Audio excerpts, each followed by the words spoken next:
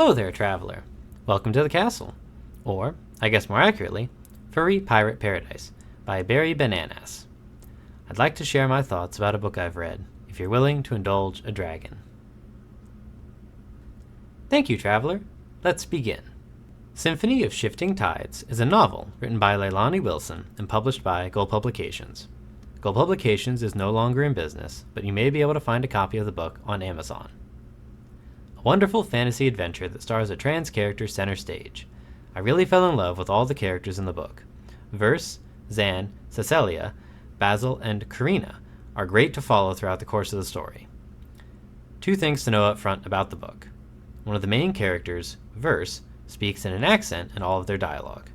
I found that I was translating their speech patterns soon after the first few pages, but I'm aware that can be a turnoff for folks.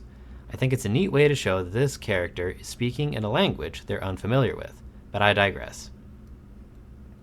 Second thing to know is that this story is dense. There is a lot of love and attention put into this book and the world of Alancia, and it shines through. As such, there is also a lot of ground that gets covered throughout the story, and concepts are thrown out at the reader at a fairly brisk pace. I think where Shifting Tides shines the best is in the way that it handles how the characters react to being a part of a world that is ending.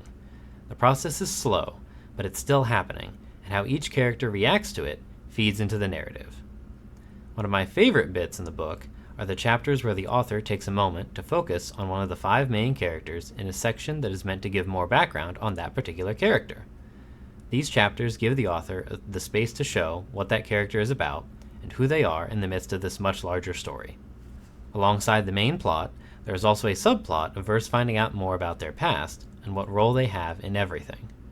This book leaves a lot of that information as questions for the future, but I enjoyed the answers we were given by the conclusion of this first book in the series.